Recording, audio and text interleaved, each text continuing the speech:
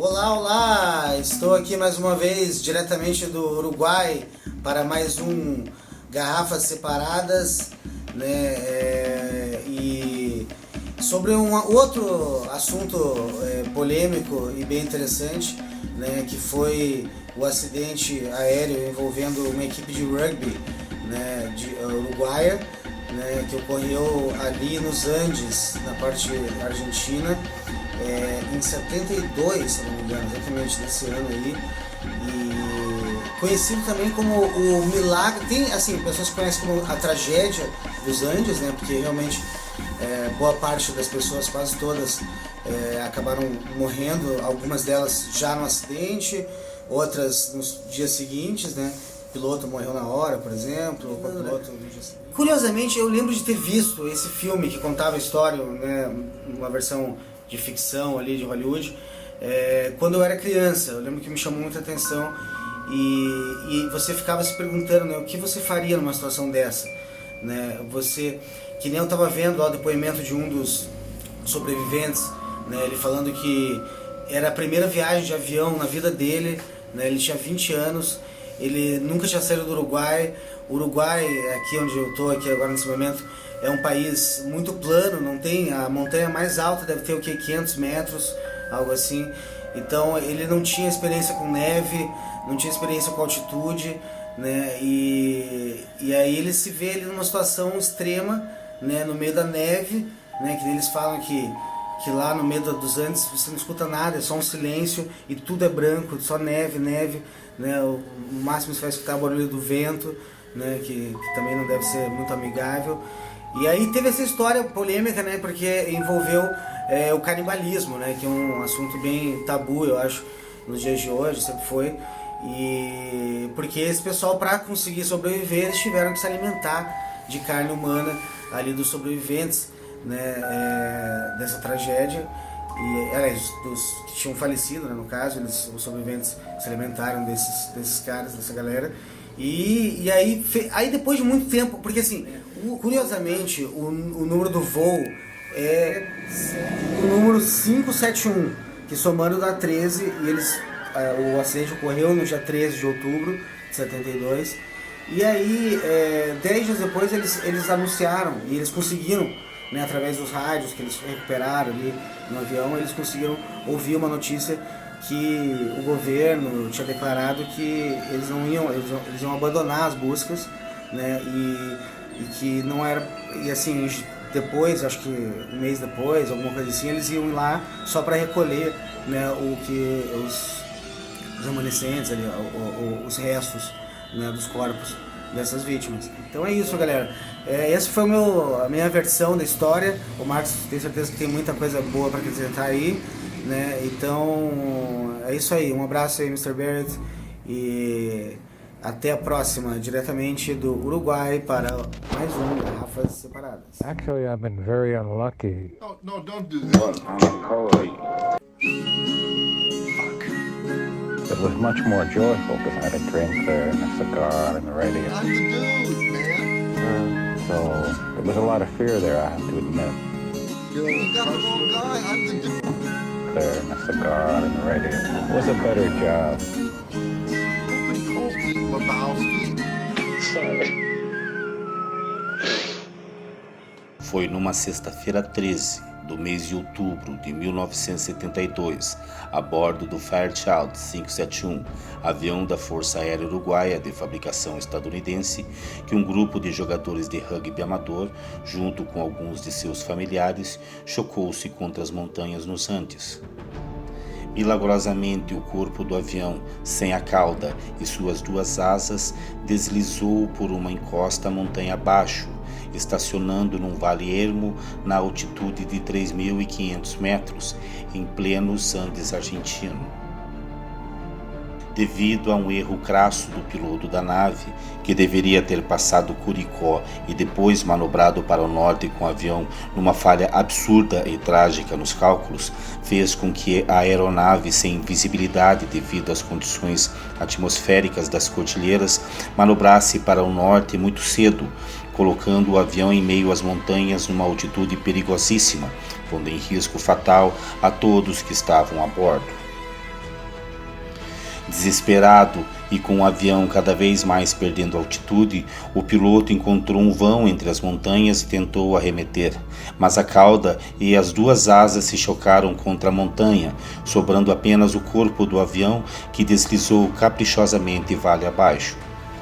No acidente, 12 dos 45 passageiros morreram, restando 33 sobreviventes, alguns com ferimentos graves que passaram a primeira noite na montanha em temperaturas extremas beirando os 40 graus abaixo de zero. Fernando Parrado, autor do livro Milagre nos Andes, que haviam dado como morto, acordou no terceiro dia da queda, em meio ao inferno branco e gelado, com a notícia de sua mãe morta e sua irmã Suzy gravemente ferida, já em seus últimos momentos de vida.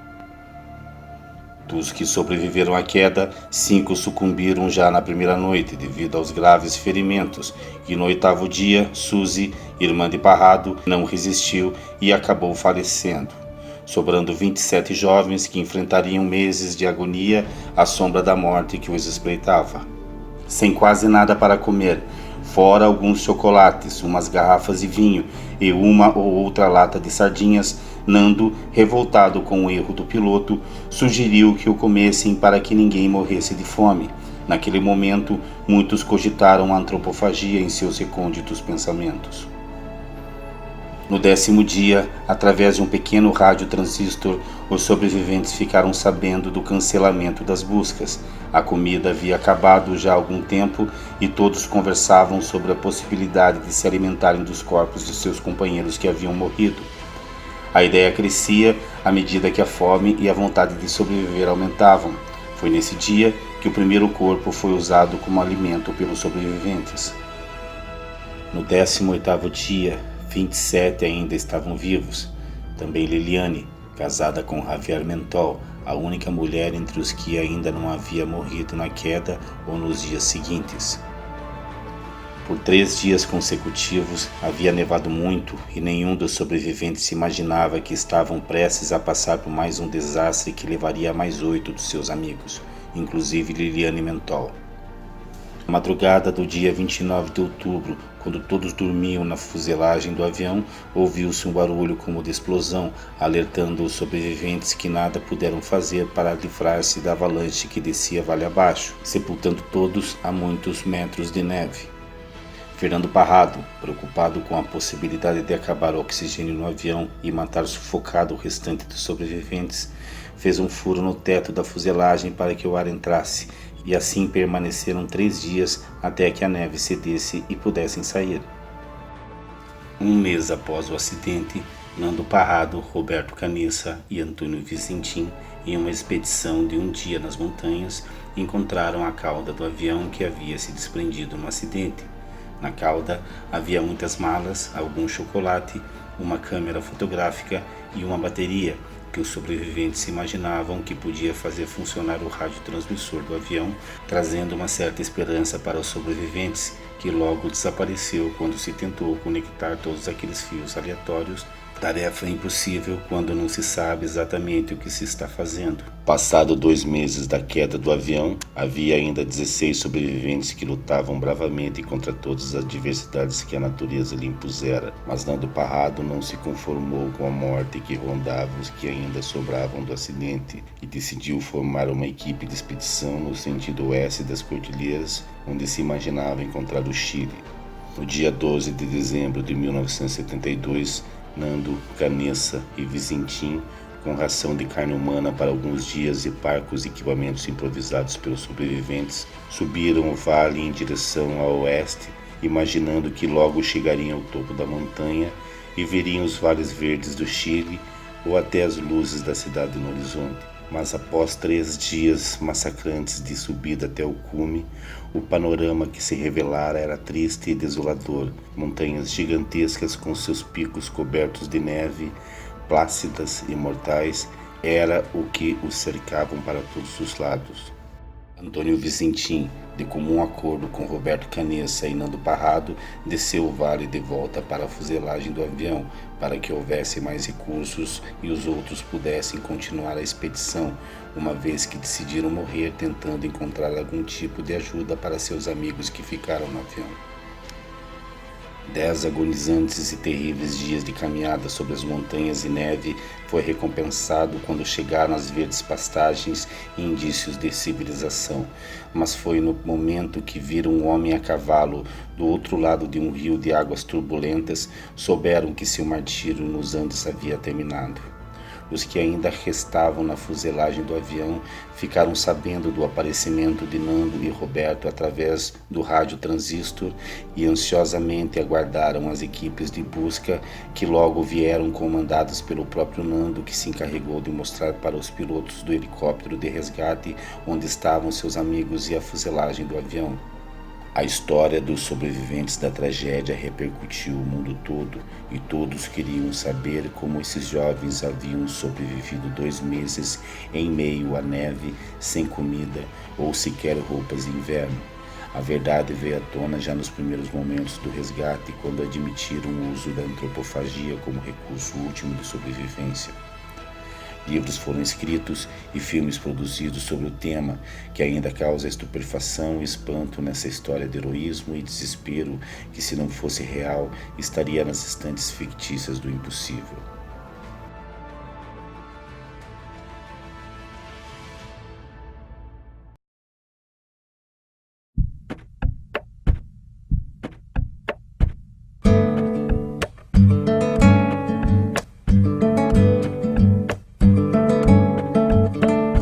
Clavo mi remo en el agua, llevo tu remo en el mío.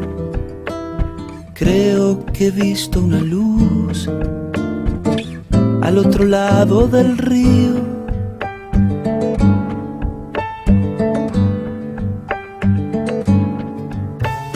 El día le irá pudiendo poco a poco al frío.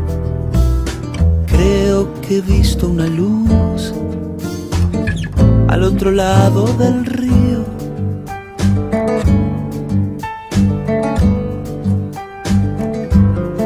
Sobre todo creo que no todo está perdido. Tanta lágrima y yo soy un vaso vacío. Oigo una voz que me llama, casi un suspiro. Rema, rema, rema. Rema, rema, rema. En esta orilla del mundo, lo que no expresa es baldío. Creo que he visto una luz al otro lado del río.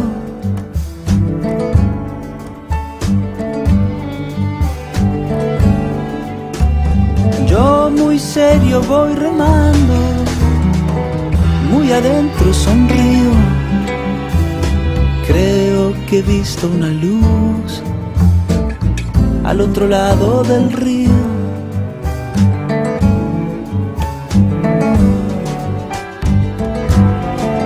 Sobre todo creo que no todo está perdido. Tanta lágrima y yo soy un vaso vacío.